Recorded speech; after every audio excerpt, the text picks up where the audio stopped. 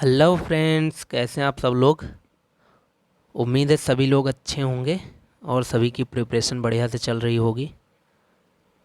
तो आज हम बहुत ही बढ़िया कोर्स लेकर आए हैं और एक कोर्स जो है वो इंग्लिश का है। तो ऐसा कोई कंपटीशन मेरे ख्याल से तो जो इम्पोर्टेंट कंपटीशंस हैं, मतलब जो महत्वपूर्ण प्रतियोगी परीक्षाएं हैं, ऐसी कोई नहीं है इंडिया में जिसमें इंग्लिश ना आती हो। चाहे 2 ही नंबर आएगी आएगी ज़रूर।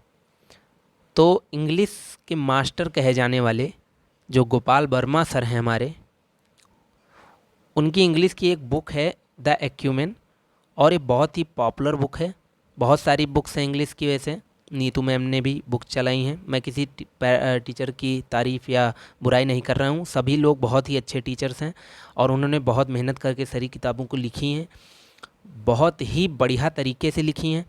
लेकिन मुझे एक्यूमेन पढ़ के थोड़ा सा एडवांस फीलिंग आई, जो बाकी किताबों में इसलिए नहीं आई, शायद क्योंकि उसमें क्वेश्चंस के नंबर्स यानी कि नंबर ऑफ़ क्वेश्चंस बहुत ही कम हैं।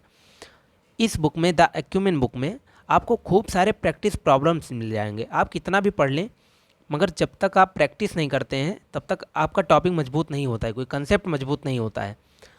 रूल रटने से कुछ नहीं होता जब तक आप उसको अप्लाई नहीं करेंगे। और इस बुक में, एक्यूमेन बुक में, जितने भी रूल्स लिखे हैं उसके सभी क्वेश्चंस हैं। मतलब एक रूल लिखा है, उस पर 5-5 6 क्वेश्चंस आप प्रैक्टिस करने को पाएंगे।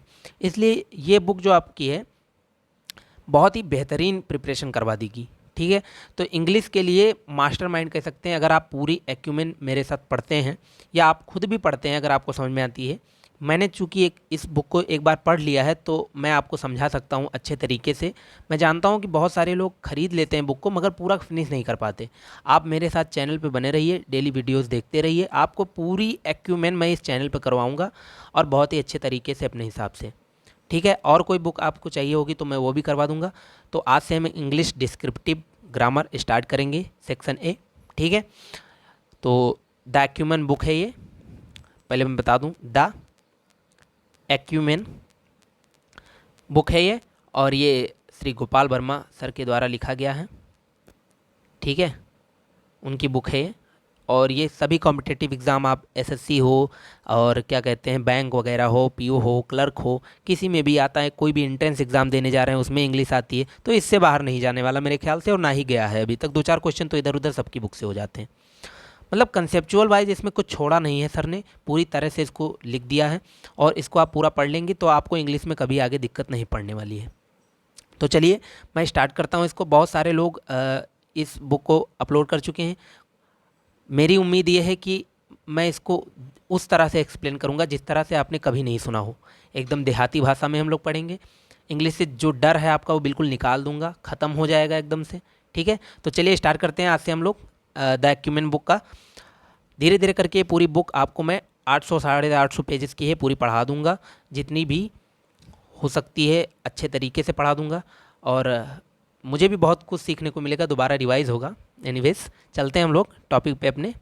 ठीक है, तो इस बुक का जो सबसे पहला टॉपिक है, ये बुक आपको कहीं भी मिल जाएगी, आप गूगल से जाकर डाउनलोड कर सकते हैं। मेन बात ये नहीं होती है कि आप कोई बुक डाउनलोड कर लें, मेन बात ये होती है कि आप उस बुक को कितने अच्छे तरीके से समझते हैं, कितने अच्छे तरीके से पढ़ते हैं।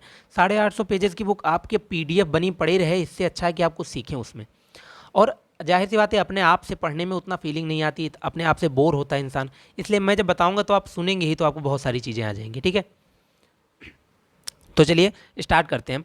पहला जो हमारा टॉपिक है इस बुक का, वो बहुत ही फेवरेट टॉपिक है और बहुत ही स्टार टॉपिक है। मतलब क्या ही बताएं इसके बारे में, एरर डिटेक्टिंग वगैरह से लेकर के जितने भी, मतलब न्यू है, न्यू है ये पूरे ग्रामर की न्यू है। टाइम एंड टेंस हमारा पहला टॉपिक है, इसको हम लेकर चलते हैं और अच्छे तरीके से इसको तोड़ के मरोड़ के इसका पूरा निकाल के रस पी जाते हैं। ठीक है, तो चलिए स्टार्ट करते हैं। अच्छा, सबसे पहले यहाँ लिखा टाइम और यहाँ लिखा टेंस। भैया टेंस तो ठीक है सभी लोग पढ़े हैं, काल जिसको हम कहते हैं। ये जो टाइमोवा है ना, बहुत ही खतरनाक कंसेप्ट रखता है। मतलब आज तक कोई इंसान इस धरती पर पैदा नहीं हुआ जिसने इसको डिस्क्राइब कर दिया हो सही सही। कंसेप्ट वाइज बात बता रहा हूँ, एकदम पक्के से बता रहा हूँ। गूगल नहीं, इस संसार की दुनिया की कोई भी किताब उठा लो, दुनिया के किसी भी इंसान को उठा लो, अगर कोई टाइम को डिस्क्राइब कर दे करेक्ट रूप से तो मैं मान जाऊँ कि वो नॉलेजफुल है। कोई कर ही नहीं सकता। ये अपने आप में, अगर मैं हिंदू धर्म की बात करूँ तो ब्रह्म है। ठीक है, ईश्वर है ये टाइम, टाइम और कोई नहीं है, टाइम खुद ईश्वर है, टाइम खुद ईश्वर है, ईश्वर को कोई डिफाइन नहीं कर सकता, ईश्वर को केवल ईश्वर ही डिफाइन कर सकते हैं। ठीक है, तो कहने का मतलब ये है कि टाइम जो है वो क्या है, टाइम जो है अगर मैं इसको एक नॉर्मली लैंग्वेज में आपको समझाना चाहूँ तो टाइम हमारा जो है वो नॉन ग्रामेटिकल कॉन्सेप्ट है, ये ग्रामर से रिलेटेड है ही नहीं, किसी भी प्रकार से ग्रामर से इसका रिलेशन आप नहीं बता सकते। मतलब ऐसे नहीं कि आप सेंटेंस को इस्तेमाल कर ले इसको, बहुत लोग बताएंगे टाइम जो है हमारा नाउन के रूप में इस्तेमाल हो जाता है, टाइम हमारा वर्ब के रूप में, और कुछ स्पेशल केसेस में टाइम हमारा एडजेक्टिव के रूप में भी इस्तेमाल हो जाता है, तो हुआ ना ग्रामर से रिलेशन। अरे भैया, ग्रामर से रिलेशन यूज के हिसाब से नहीं होता है। मैं कोई देखो, ग्रामर से रिलेशन का मतलब ये है कि ये कोई रूल फॉलो नहीं करता है, ये कोई विभिन्न प्रकार के स्ट्रक्चर नहीं रखता है, यानी कि टाइम जो है वो पूरी तरह से नॉन ग्रामेटिकल टर्म है।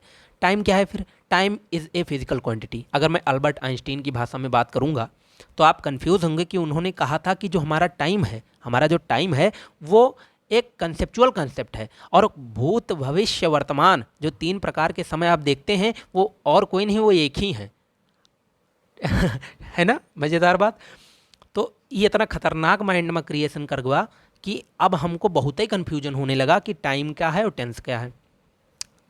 अच्छा, टाइम को अगर हम समझना चाहें तो अब टाइम पर तो पूरा लेक्चर ही चल सकता है, 10-10 दिन आदमी बोला करे। मैंने इसके बारे में गूगल पर क्या 1000 आर्टिकल भी नहीं पढ़े होंगे, कहीं से मिल जाए भैया टाइम क्या होता है। टाइम एंड टेंस चैप्टर को मैं इतने दिन से पढ़ रहा हूँ, हर बार टाइम जो भी किताब है, यहाँ पे देखिए सर ने भी यही लिखा है, a grammatical category of verbs use to express distinction of time.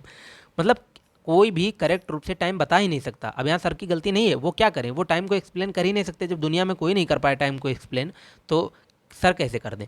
तो टाइम को आप ऐसे समझिए कि ये एक फिजिकल क्वांटिटी है जो कि हमारे नॉन ग्रामेटिकल टर्म्स हैं, मतलब ग्रामर से रिलेटेड नहीं है, ये फिजिक्स से रिलेटेड है। जैसे हम 5 बजे कह रहे हैं तो 5 बजे का ग्रामर से कोई ताल्लुक नहीं है, 5 बजे रहे हैं तो बजने दो भाई, ग्रामर से उससे क्या है। अच्छा, 5 बज रहे हैं अगर मैं ये कह दूं तब तो ये प्रेजेंट टेंस हो गया, लेकिन मैं अगर खाली 5 बजे लिख दूं, खाली 5 बजे, तो 5 बजे जो है वो भविष्य में भी बज सकता है, 5 जो है भूतकाल में बज चुका है, ठीक है, और 5 जो है वो इस समय बज भी सकता है, जो इस समय प्रेजेंट टाइम की बात कर रहा हूँ कि 5 बज भी रहा हो सकता है। यानी कि यही 5 बजे जो है वो तीनों कालों में अपने आप चला गया, भूत भविष्य वर्तमान। तो कहने का मतलब ये है टाइम निरंतर चलता रहता है, टाइम को रोकने की सामर्थ्य आज तक दुनिया में किसी के पास नहीं आई है और उम्मीद है कि किसी के पास नहीं आएगी। 3 प्रकार के टाइम होते हैं, वर्तमान भूत भविष्य। बहुत लोगों ने इसको एक ही बताया है कि जो वर्तमान भूत भविष्य होता है सेम ही होता है, ठीक है, इसमें कोई डिफरेंस नहीं होता है, लेकिन उनके पास भी कोई करेक्ट प्रमाण नहीं, तथ्य नहीं। तो हम जो पढ़ते आए उसमें कन्फ्यूजन नहीं करेंगे भैया, हम 3 का टाइम जानते हैं। एक हम अपना वर्तमान जानते हैं जो कि बहुत ही अच्छा नहीं होगा, पढ़ाई लिखाई का बोझ चल रहा है दिमाग पे, खूब सारी टेंशन दिमाग में लादे हुए हो। एक हमारा भविष्य जिसकी हम कामना करते हैं, आहा क्या जॉब लगेगी, बढ़िया सर्विस पाएंगे, घूमेंगे, ऐश करेंगे, मस्ती करेंगे। एक हमारा भूतकाल, अरे यार बचपन के दिन, वो मस्ती वाले दिन, स्कूल वाले, है ना। तो हम यही 3 काल टाइम को जानते हैं, इसी तरह से हम टाइम को इसी तरह से समझे रहेंगे। आगे अगर कोई नई डिफिनेशन आती है तो ज़रूर हमारे चैनल पे आएगी, ठीक है। तो अब हम चलते हैं टेंस पे। हाँ, अब ये है हमारे काम की बात। तो टेंस जो है हमारे, ये टेंस चाचा जो है हमारे, तो टेंस चाचा हमारे पूरी तरह से ग्रामेटिकल हैं, ठीक है, ये पूरी तरह से ग्रामेटिकल हैं टेंस जो है। और टेंस होता क्या है, अगर मैं आपको बता दूं, आपने वर्ब पढ़ा है, वर्ब सुना होगा, वर्ब मतलब क्रिया होती है, यानी किसी कार्य को करने का तरीका, ठीक है। तो उसी जो वर्ब होती है हमारी, यानी कि जो हमारी क्रिया होती है, ये जो क्रिया होती है, इसी के स्टेट यानी कि अवस्था, और इस क्रिया के होने का समय, इस क्रिया के होने का समय। जैसे भाई अगर आप कोई काम करते हैं, मान लीजिए आप सुबह उठे, अब सुबह उठ के आप मंजन करते हैं। अगर मैं एक नॉर्मलाइजेशन की बात करूं, या मैं एक क्या कहते हैं जनरल टर्म की बात करूं, तो मैं जैसे कहूँगा मैंने कल मंजन किया, तो आप तुरंत जान जाएंगे कि सुबह की बात चल रही होगी। 98% लोग सुबह ही मंजन करते हैं, होगा कोई जो शाम को करता होगा, ठीक है। तो ये बात है, मतलब सुबह मंजन करता हूँ, ये क्रिया बताने से ही हमको टाइम का आभास हो गया कि मंजन करता हूँ बताने से कि सुबह होगी, तभी मंजन करेंगे, ठीक है। लगभग मैं बता रहा हूँ, एग्जैक्ट नहीं। तो यानी कोई भी अगर कार्य हम करते हैं, कोई भी कार्य या क्रिया होती है जो, उसी की अवस्था और उसका समय बताने के लिए हमने टेंस को डिफाइन किया है, ठीक है। तो अब जैसे मान लीजिए टेंस जो है वो यहाँ पे देखिए डिफिनेशन लिखा है, समय के साथ अवस्था में जो बदलाव आए उसे टेंस कहते हैं। एक लाइन में ख़त्म, इसको पढ़ के आप उड़ जाते हैं और कुछ समझ में नहीं आता। ठीक है, अब आते हैं हम एग्जाम्पल देखते हैं।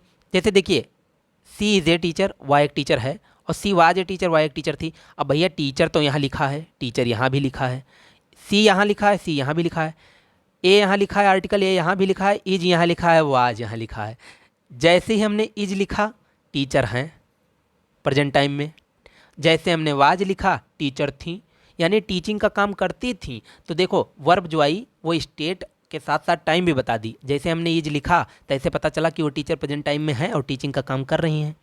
और वह एक टीचर थी लेकिन अब नहीं है, इसका मतलब वाज लगाते हमको पता चला कि वो भूतकाल में टीचर थी, यानी समय का बोध हो गया। और स्टेट क्या बता रहा है कि वो टीचर हैं।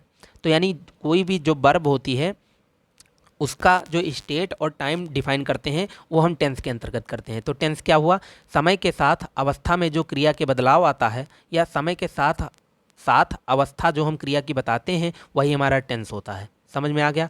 अब चलते हैं नेक्स्ट पॉइंट पे। टेंस की उत्पत्ति वगैरह कहाँ से हुई है ये देख लेते हैं ज़रा। लैटिन वर्ड टेम्पस से हुई है। बहुत सारी किताबें इसको बहुत सारी चीज़ें में लिखते हैं, टेनिया, टेम्पा, टुम्पू, जो भी जिसको समझ में आया लिख दिया। हालांकि टेम्पस 98% तक सही है कि टेम्पस शब्द से हमारी जो टेंस है उसकी उत्पत्ति हुई है, जिसका सीधा संबंध समय से है, और कोई टेंशन की बात नहीं है, समय से संबंधित है। ठीक है। अच्छा, जो टेंस है वो किसी कार्य के समय तथा उसकी अवस्था को दर्शाता है, ये तो हम लोग पढ़ चुके हैं। ठीक है। अब हम फंक्शंस ऑफ टेंस या इंपॉर्टेंस ऑफ टेंसेस की हमें ज़रूरत क्यों है ये हम समझते हैं। इसलिए ज़रूरत है क्योंकि हम बोल चाल की भाषा इस्तेमाल करते हैं। मैं खाना खाता, अगर मैं खाली इतना लिख दूं, मैं नहा हूँ, मैं नहा हूँ, तो मैं नहा हूँ का कोई सेंस ही नहीं बनता है जब तक मैं इसमें रहा ना जोड़ूँ। और रहा जोड़ते ही ये टेंस बन गया। कौन सा टेंस बन गया? प्रेजेंट कंटिन्यूअस टेंस, यानी मैं नहा रहा हूँ। तो कहने का मतलब है बिना काल के, बिना टेंस के हम बोलचाल की भाषा इस्तेमाल कर ही नहीं सकते हैं, इसलिए हमको टेंस की आवश्यकता है। समझ के क्यों आवश्यकता है? इसीलिए। और इंग्लिश में टेंस की आवश्यकता, इंग्लिश भैया जानते हैं ग्लोबल लैंग्वेज है। इस संसार के किसी भी कोने में चले जाएंगे तो इंग्लिश आपको पढ़नी ही पढ़नी है, उससे आपको फ़ायदा ही फ़ायदा है। तो इसलिए हम टेंस का इस्तेमाल करते हैं। अब आते हैं कि भैया टेंस कितने प्रकार के होते हैं। बच्चे को पता है, कक्षा 6 से सिखाया जाता है हिंदी मीडियम वालों को, और इंग्लिश मीडियम वालों को भी सिखाने लग जाते हैं कि प्रेजेंट, पास्ट, फ्यूचर। ठीक है, ये तीनों हमारे होते हैं टेंस। वर्तमान काल, भूतकाल, भविष्य काल। अच्छा, यहाँ पे इंडेफिनिट, कंटिन्यूअस, परफेक्ट और परफेक्ट कंटिन्यूअस, ये तो सब लोग जानते हैं कि इनके साथ present indefinite, present continuous, present perfect continuous ये होता है। ये 4 भाग होते हैं, 12 टेंस होते हैं, ये वगैरह वगैरह। अब मैं एक बात आपसे पूछ रहा हूँ कि ये बताइए कि हम इंडेफिनिट, कंटिन्यूअस, परफेक्ट और परफेक्ट कंटिन्यूअस का कंसेप्ट लाए ही क्यों? यानी कि हमने जो है वो सब टाइटल बनाया ही क्यों प्रेजेंट, पास्ट, फ्यूचर का? क्यों सोचा हमने ये सोचा ही क्यों? हम क्यों इसको लाए? हम क्या प्रेजेंट, पास्ट और फ्यूचर को पढ़कर अपनी ज़िंदगी सुधार नहीं सकते थे? तो आंसर है जी बिल्कुल नहीं। उसका रीज़न मैं समझाता हूँ। देखिए, मैं प्रेजेंट टेंस की बात करता हूँ और मैं करेक्टराइज नहीं करता हूँ, कैटेगरी वाइज। ठीक है, अब सुनो। मैं खाना खा रहा हूँ और मैं खाना खा चुका हूँ, ये दोनों टेंस हमारे किस में आते हैं? ये दोनों टेंस हमारे आते हैं प्रेजेंट टेंस में। ठीक है, मैं खाना खा रहा हूँ और मैं खाना खा चुका हूँ, ये दोनों प्रेजेंट टेंस में आते हैं। अब भैया जब दोनों प्रेजेंट टेंस में आते हैं तो हमको कैसे पता चलेगा कि मैं खाना खा चुका हूँ कि मैं खाना खा रहा हूँ? और दोनों क्रियाएं अलग अलग हैं। तो इसलिए हमको डिफाइन करने की ज़रूरत ही पड़ गई, और इतने में ही हमारी ज़रूरत पूर्ण भी हो गई। ये देखो, जो इंडेफिनिट, कंटिन्यूअस, परफेक्ट और परफेक्ट कंटिन्यूअस हमने बनाया, इतने में हमारी ज़रूरत पूर्ण हो गई और हर प्रकार की एक्शन को हम दर्शाने में माहिर हो गए। फिर वही कॉन्सेप्ट याद रखिए, टेंस क्या है? किसी एक्शन की अवस्था, यानी किसी क्रिया की अवस्था और समय बताने के लिए जिस ग्रामेटिकल टर्म का इस्तेमाल हम करते हैं अपने लाइफ में, उसे हम टेंस कहते हैं। ठीक है, मैंने क्या कहा? किसी वर्ब की स्टेट और उसकी टाइमिंग कि किस समय वो हो रहा है क्रिया, वो बताने के लिए हम ग्रामर में एक चीज़ इस्तेमाल करते हैं, आप कह सकते हैं एक टर्म इस्तेमाल कर सकते हैं, उसे हम टेंस कहते हैं। ठीक है, समझ में आ गया? तो इंडेफिनिट, कंटिन्यूअस, परफेक्ट और परफेक्ट कंटिन्यूअस को इस्तेमाल करते ही हमारा टेंस जो है वो कंप्लीट हो गया, और हमें हर प्रकार के क्रियाएं जो थी, जो कोई भी क्रिया हो रही थी, उसको समय के साथ उसकी अवस्था डिफाइन करने के लिए ये 12 स्ट्रक्चर, ये जो थे हमारे present indefinite, present continuous, present perfect continuous, ऐसे ही पास्ट के, ऐसे ही फ्यूचर के, ये 12 जो स्ट्रक्चर थे, इन्हीं से हम किसी भी क्रिया की अवस्था और उसकी टाइमिंग को बताने में माहिर हो गए। तो इसलिए हमने और नहीं खोजा। अच्छा, अगर ये चारों सामर्थ्य ना होते तो परफेक्ट कॉन्टिन्यूअस के जगह हम लोग एक अगला टेंस भी इस्तेमाल कर लेते, परफेक्ट परफेक्ट परफेक्ट कॉन्टिन्यूअस। ठीक है इस तरह से। तो चूंकि हमारी जो आवश्यकताएं थी 12 टेंस में पूरी हो गई, तो सिंपल सी बात है हमने 12 इस्तेमाल की। अब पता चला क्यों इस्तेमाल की इनको, स्ट्रक्चर को। ऐसे उड़न खटोला की तरह पढ़ना और अच्छे से पढ़ने में फ़र्क होता है। अब चलते हैं नेक्स्ट पे। अब देखिए जो हमारा टाइम ऑफ फ्रेम है, टाइम ऑफ फ्रेम क्या होता है कि to complete structure of tense we have to follow 3 time frames. यानी कि जो हमारे 12 स्ट्रक्चर्स हैं, 12 स्ट्रक्चर हैं जो टेंस के, ठीक है, टेंस के जो हमारे 12 स्ट्रक्चर हैं, इनको पूर्णतः फॉलो करने के लिए हमें 3 प्रकार के टाइम की आवश्यकता होती है, उससे ही हम टाइम फ्रेम कहते हैं। पहला होता है पॉइंट ऑफ टाइम, दूसरा होता है पीरियड ऑफ टाइम, ठीक है, और तीसरा होता है एक्सप्रेशन ऑफ टाइम। अब बारी बारी से हम पढ़ते हैं कि पॉइंट ऑफ टाइम क्या होता है। जैसे पॉइंट ऑफ टाइम क्या हुआ, देखो 3 ही प्रकार के टाइम फ्रेम में आप पूरे टेंस को डिफाइन कर सकते हैं। अब दुनिया में आप कुछ भी बोलेंगे, कुछ भी बोलेंगे, वो या तो पॉइंट ऑफ टाइम के अंतर्गत आएगा या पीरियड ऑफ टाइम के अंतर्गत आएगा, ठीक है, समझ गए, और या तो आपका एक्सप्रेशन ऑफ टाइम के अंतर्गत आएगा, एक्सप्रेशन ऑफ टाइम के अंतर्गत आएगा। ठीक है, तो चलिए देखते हैं पॉइंट ऑफ टाइम क्या होता है। अच्छा, पॉइंट मतलब होता है किसी एक बिंदु पर, और बिंदु का मतलब एग्जैक्ट हम कह सकते हैं। ठीक है, पॉइंट ऑफ टाइम ये होता है कि व्हेन स्पेसिफिक टाइम या particular time is mentioned not the period of time. जैसे कि कोई पर्टिकुलर टाइम की मैं बात कर लूँ, 2 बजे, मैं कल 2 बजे तुमसे मिलूंगा, ठीक है, मैं कल 3 बजे नहाऊंगा।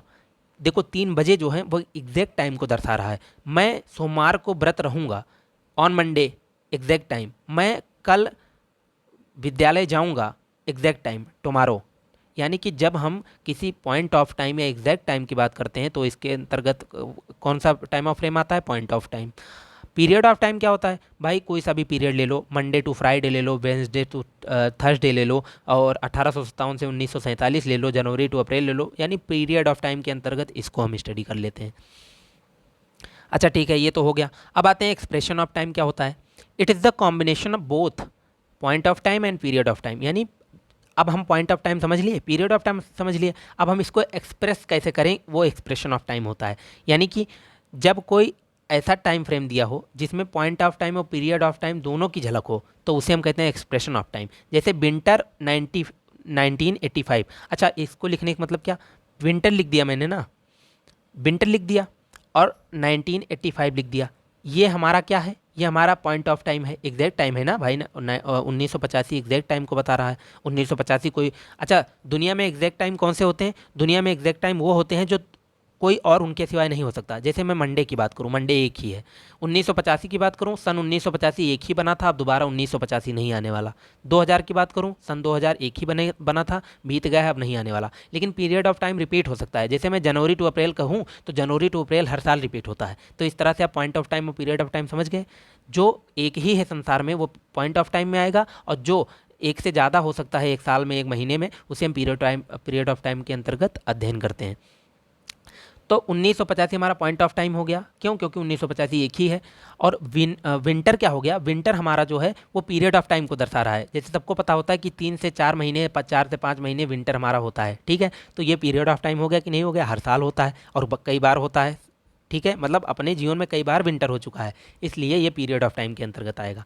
अब मेरे ख्याल से आप पूरी तरह से कि टाइम क्या होता है, टेंस क्या होता है, एक्सप्रेशन ऑफ टाइम और पॉइंट ऑफ टाइम और क्या कहते हैं पीरियड ऑफ टाइम यानी टाइम फ्रेम्स, और एग्जाम्पल की किस तरह से टेंस कार्य करता है, टेंस क्या होता है एक्चुअली में, वो सारी चीज़ें समझ गए होंगे। तो इस वीडियो में इतना ही रखते हैं, छोटे छोटे कॉन्सेप्ट रहेंगे तो आपको रिवाइज करने में आसानी होगी। अभी लेंदी में एक ही बार में मैं 800 पेज पढ़ा दूँ तो वो आपके दिमाग में घुसेगा ही नहीं, बोर हो जाएंगे। तो इस तरह से आप बहुत मज़ा आएगा पढ़ने में, मेरे ख्याल से कंसेप्ट तो क्लियर ही हो गए होंगे।